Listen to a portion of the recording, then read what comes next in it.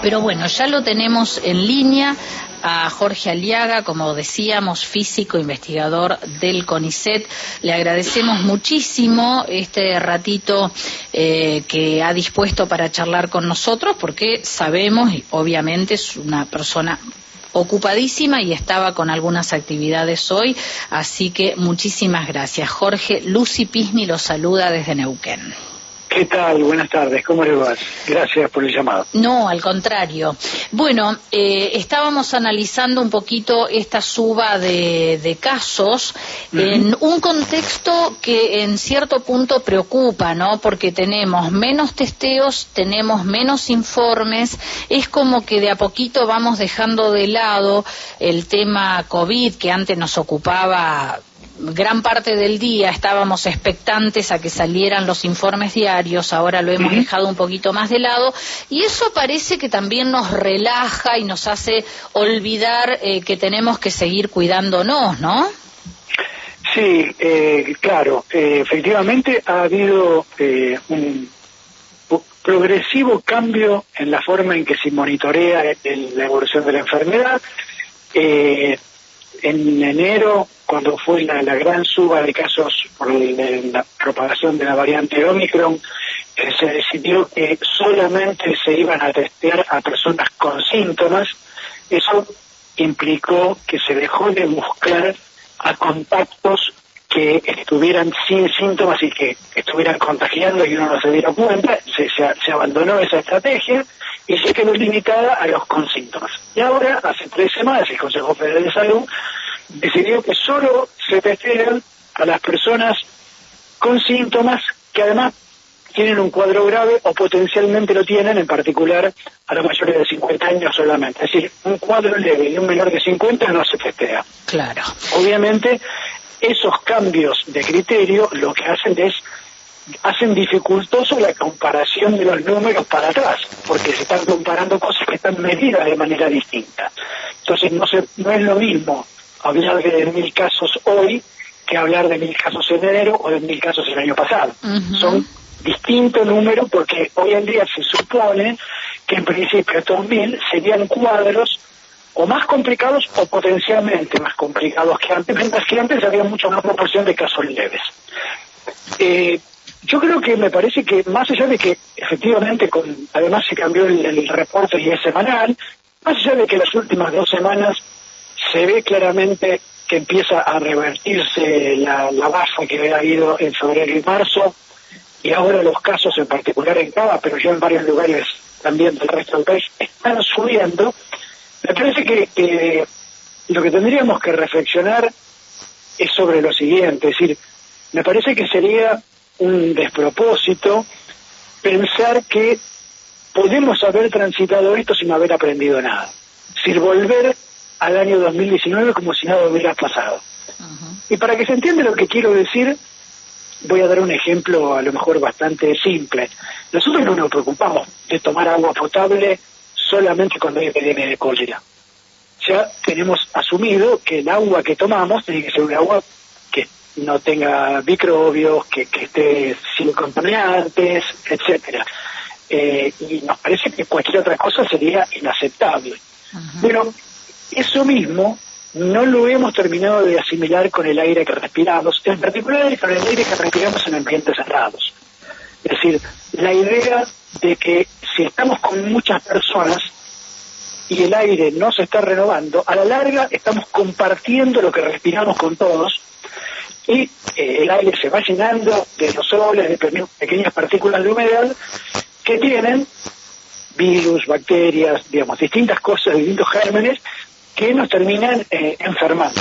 Eso pasó antes del COVID y va a seguir pasando en la medida que no cambiamos nuestras costumbres. Entonces, me parece que ahora, ¿por qué suben los casos ahora? Bueno, porque viene el frío y cuando viene la época más fría estamos más tiempo en lugares cerrados, justamente compartiendo el aire con otras personas. Jorge, una consulta técnica desde algún punto de vista. ¿Cómo se desinfecta un lugar que por las características laborales o lo que fuere no tiene ventilación y hay permanentemente circulación de personas? Bueno, a ver, Lo que hemos aprendido de la pandemia, digo porque fue cambiando el mensaje a medida que se entendió mejor cómo era la transmisión de esta enfermedad. La transmisión por gotas que caen en una superficie y uno toca esa superficie y se lleva la mano a la boca o a los ojos y se contagia, yo diría que es poco probable. No es imposible, pero es poco probable. Es decir, la idea de estar todo el tiempo poniendo la bandera en todas las cosas, y me parece que es innecesaria. Simplemente con tener la precaución de no llevarse la mano de lo que uno va tocando, porque uno todo el tiempo está tocando cosas. Sí. No llevarse las manos a los ojos o a la boca, o si se las va a llevar, limpiarse un poco con alcohol en gel o con agua y jabón. Ya con eso alcanza, no hace falta más que con eso, si no hace falta estar limpiando todo el tiempo las superficies, porque de nuevo la probabilidad de contagio es baja y uno lo puede solucionar limpiándose las manos, y engasándose las manos con agua y jabón. Bien. Así de simple. Bien. Distinto es el tema del aire. Ahí el contagio por el aire es distinto, y ahí yo, digamos, creo que hay dos situaciones distintas. Una situación es cuando uno está muy cerca de otra persona, y esto vale al aire libre o en un lugar cerrado, es lo mismo.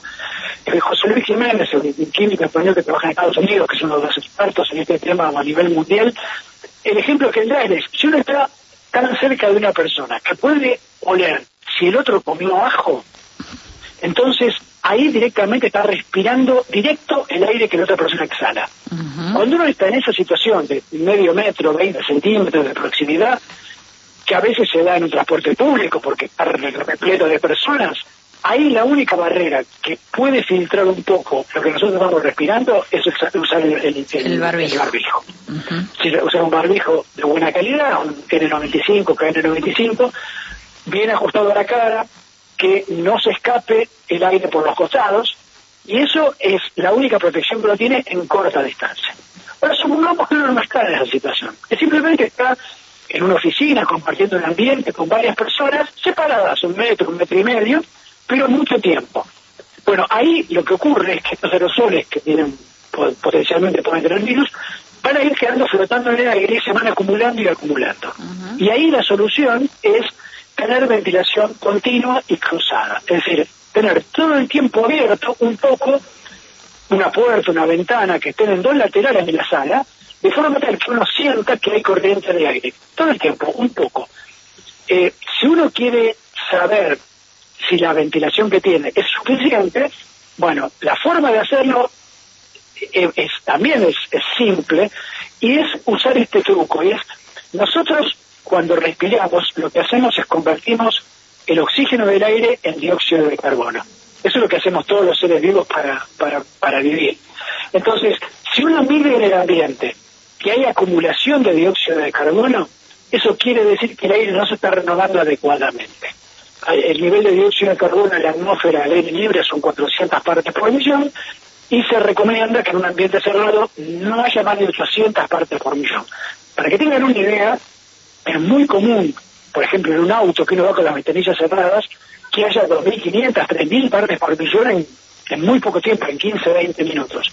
Cuando uno está en esa situación, muy por arriba de 1.000 partes por millón, lo que ocurre es, por un lado, que uno tiene menor capacidad de respuesta cognitiva, es decir, está más adormecido, más abombado, y eso no es bueno para hacer actividades intelectuales, para estudiar, para trabajar, pero además tiene riesgo de contagiarse enfermedades respiratorias. Claro. Ahí un poco apuntaba a la pregunta. Sin ir más lejos, nosotros estamos en un estudio de radio, un estudio de televisión, donde no tenemos ventilación, la posibilidad de cruzar ventilación o abrir ventanas al exterior y demás. Sí. Entonces, ¿cómo purificamos el aire de este lugar?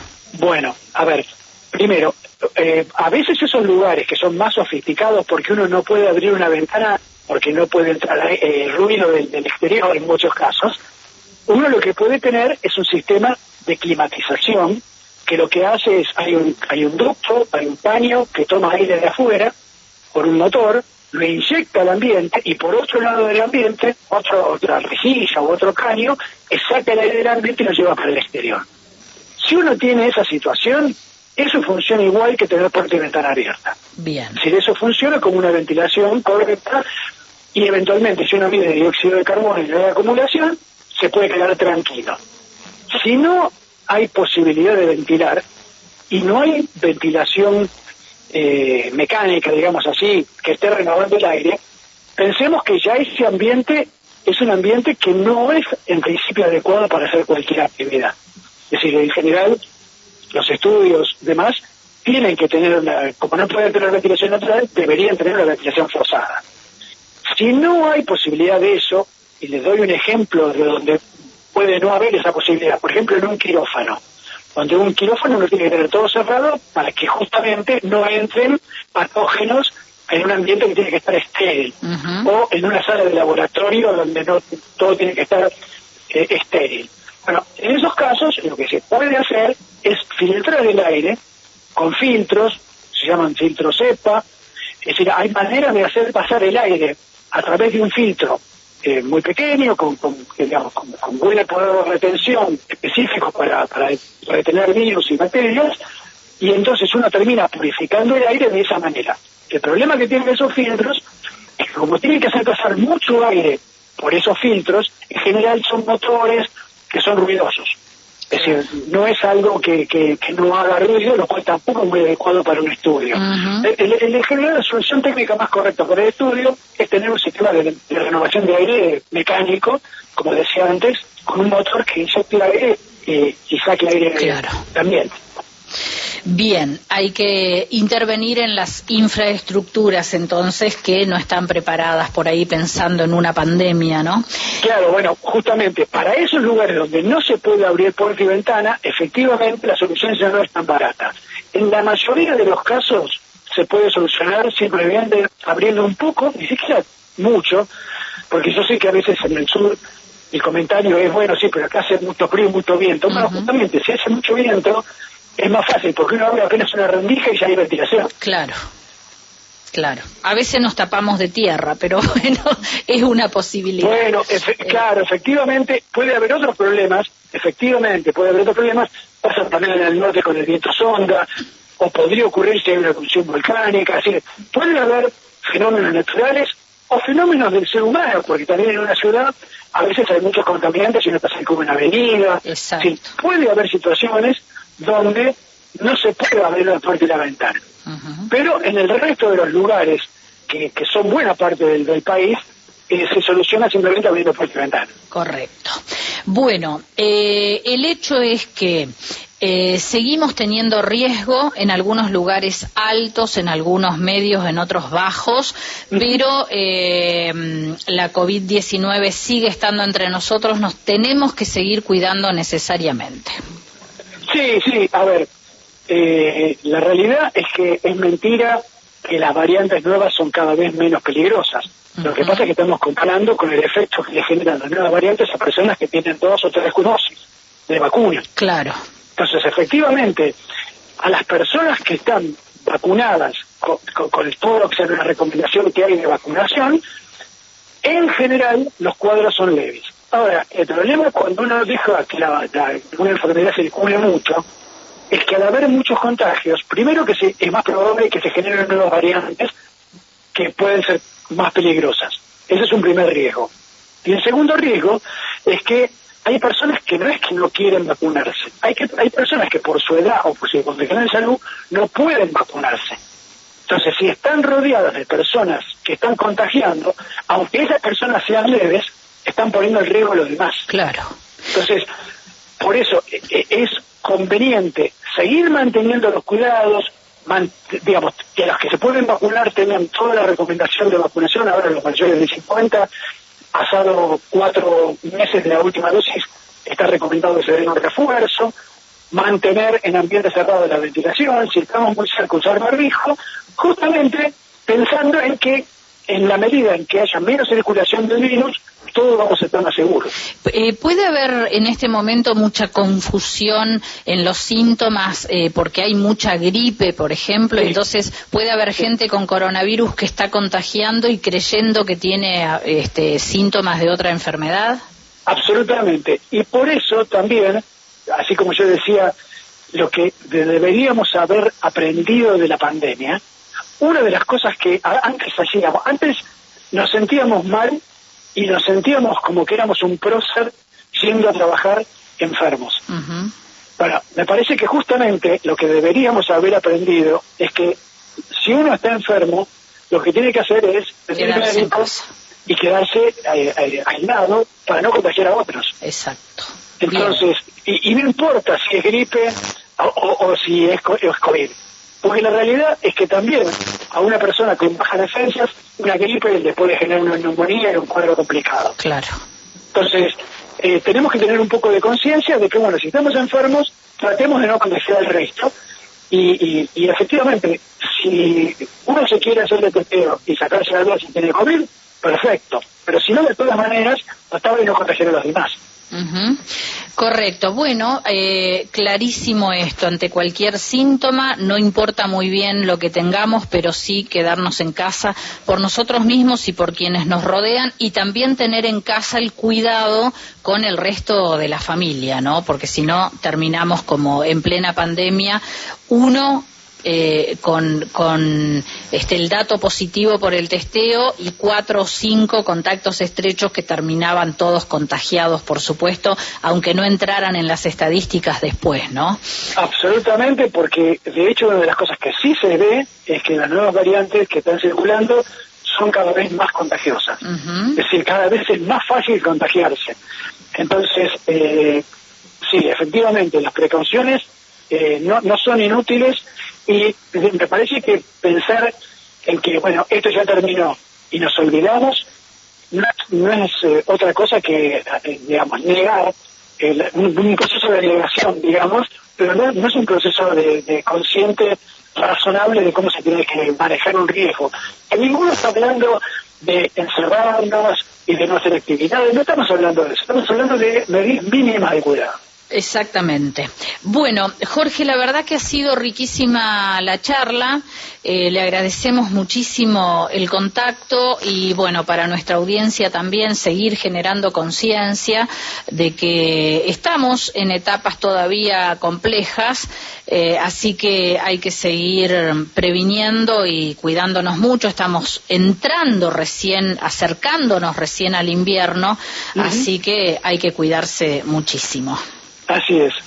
Le agradezco un montón. Llamado, No, gracias, ha sido un placer. Luego. Hasta luego. Jorge Aliaga es físico, es investigador del CONICET, clarísimo en todos sus conceptos respecto a cómo continúa entre nosotros el coronavirus generando contagios, las gripes que también contagian y también confunden.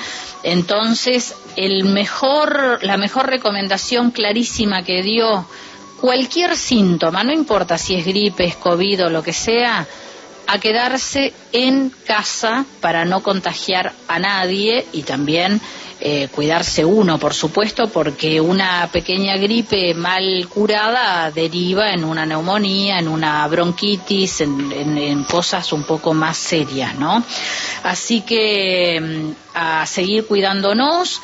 La ciudad de Buenos Aires, por ejemplo, presentó en las últimas 2 semanas una probabilidad alta de que sus habitantes tengan contacto con alguna persona con coronavirus, y en otras 9 provincias hay un riesgo medio de que eso suceda. Por ejemplo, Tucumán, San Juan, Jujuy, Chaco, Misiones, La Pampa, un poquito menos quizás en otras provincias, pero por ejemplo en Corrientes el crecimiento de casos fue el más alto del país en los últimos días. En Córdoba también hubo importante notificación de casos. El resto del país el riesgo es más bajo, entre esos estamos nosotros, por suerte, pero si no nos cuidamos podemos salir de esa categoría en cualquier momento.